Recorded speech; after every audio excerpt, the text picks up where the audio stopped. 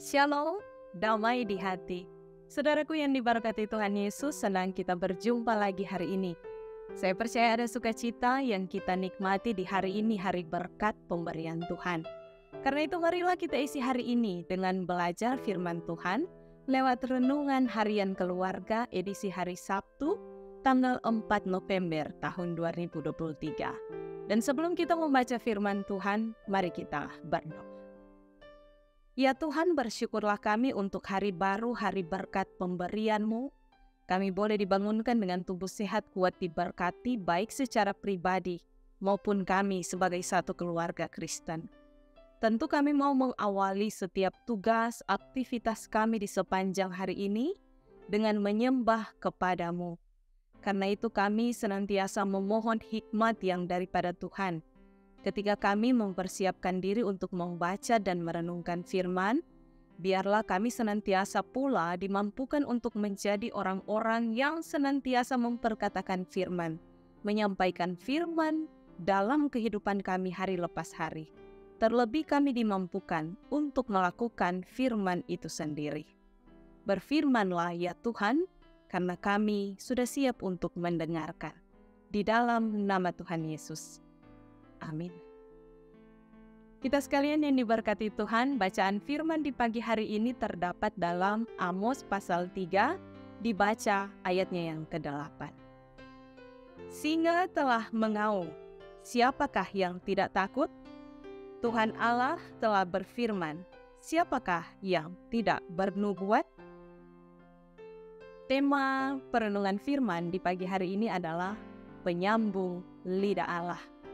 Keluarga Kristen yang dikasihi dan diberkati Tuhan Yesus.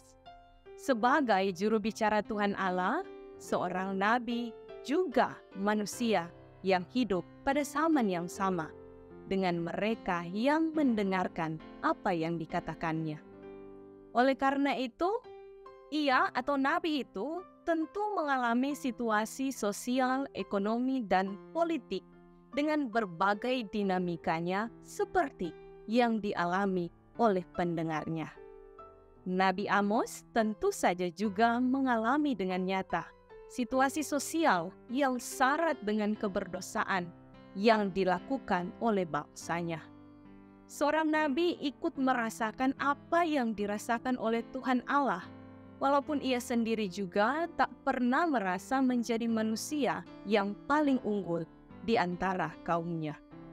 Ketika ia berkata-kata pun tentu seorang nabi tidak berkata-kata dengan keangkuhan atau keinginan untuk dipandang lebih baik dan lebih dekat dengan Tuhan Allah.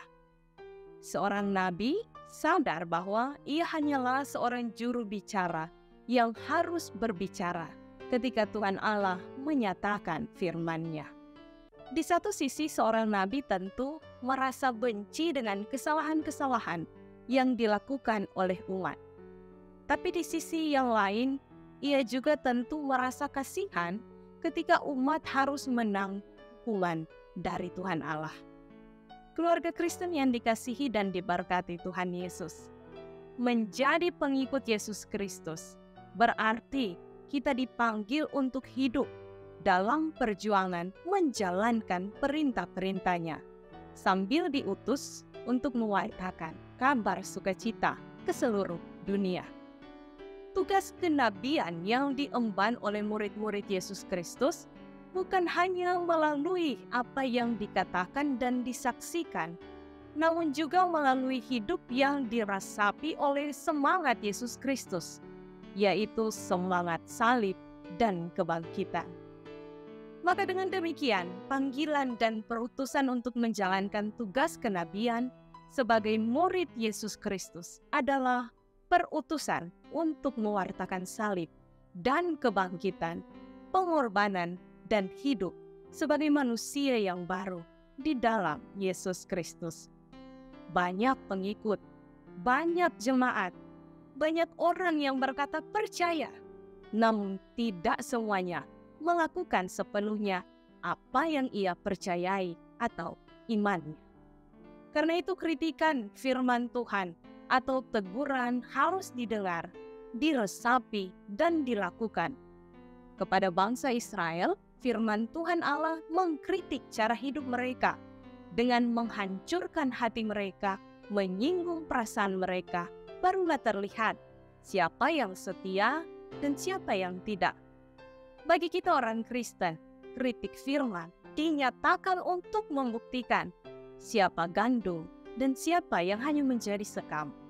Apakah benar-benar kita percaya kepada Yesus Kristus dan menjadikannya sebagai harta yang paling berharga dalam hidup? Ataukah sebaliknya, ada keinginan jahat tersembunyi di dalam pribadi kita? Tuhan Allah selalu memanggil nabinya untuk menyampaikan pesannya. Tuhan Allah tidak pernah diam ketika melihat kita berdosa. Ia selalu datang, baik dengan teguran keras ataupun dengan teguran lembut. Tentu semua untuk menyadarkan kita agar kita bertobat dan kembali kepadanya, sehingga kita hidup di jalan selamatnya. Mari sebagai orang-orang percaya yang mengimani karya Yesus dalam kehidupan kita, kita selalu memperkatakan firman, terlebih melakukan firman itu dalam kehidupan kita hari lepas hari. Tuhan memberkati firman-Nya yang kudus. Amin. Mari kita berdoa. Ya Tuhan, terima kasih untuk waktu dan kesempatan yang Engkau beri bagi kami, baik di hari-hari kehidupan ini, terlebih waktu dan kesempatan untuk memperlengkapi diri kami dengan kebenaran firman Tuhan. Karena itu ya Tuhan, kami selalu bermohon hanya kepada-Mu, biarlah di tengah berbagai tantangan pergumulan kehidupan, kami selalu dimampukan untuk meyakini bahwa hanya Engkaulah kekuatan kami. Hanya kepada-Mu lah kami harus berpegang teguh, dan hanya di dalam firman-Mu saja kami mau hidup. Sehingga kami senantiasa juga dimampukan untuk menjadi orang-orang percaya yang memperkatakan firman dan melakukan firman itu dalam kehidupan kami hari lepas hari. Biarlah kami dimampukan untuk memperkatakan apa yang benar, yang sesuai dengan kehendak Tuhan, meskipun menyakitkan, meskipun akan menyinggung pihak lain, tapi ketika itu didasarkan pada kebenaran firman Tuhan, kami dimampukan untuk memperkatakannya, terlebih untuk melakukannya dalam kehidupan kami hari lepas hari. Karena itu, biarlah kami semua, baik Jemaat Gemi Maranatha Paselatan, tapi juga jemaat di mana saja yang menyaksikan program harian keluarga, biarlah kami semua ada dalam pemberkatan Tuhan, keluarga kami, pribadi kami, dalam tugas kerja yang akan kami laksanakan di sepanjang hari ini, tugas pelayanan kami, biarlah semuanya diberkati oleh Tuhan dan berkenan di hadapan-Mu. Bagi jemaat Tuhan yang bersyukur berhari ulang tahun di sepanjang hari ini, baik secara pribadi maupun keluarga, Tuhan pun yang akan memberkati. Tapi juga bagi jemaat Tuhan yang ada dalam keadaan tubuh lemah, sedang sakit, baik yang dirawat di rumah sakit pun di rumah masing-masing dalam masa pemulihan. Tuhan jamah, Tuhan pulihkan sehingga kesembuhan yang daripada-Mu senantiasa mereka rasakan. Biarlah Tuhan memberkati setiap rencana, harapan yang akan kami lakukan di sepanjang hari-hari kehidupan kami, agar semuanya kami lakukan hanya berdasar di dalam nama Tuhan saja. Di tengah segala tantangan pergumulan kehidupan, kami pun mau menyerahkan semuanya itu hanya ke dalam tangan Tuhan yang penuh kasih.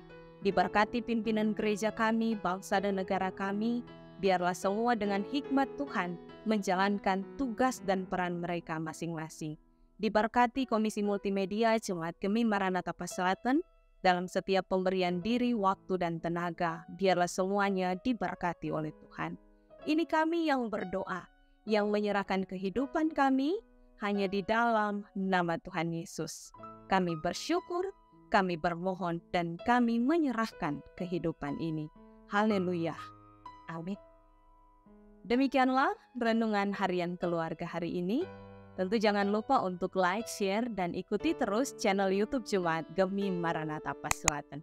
Selamat kita beraktivitas berakhir pekan di hari Sabtu ini.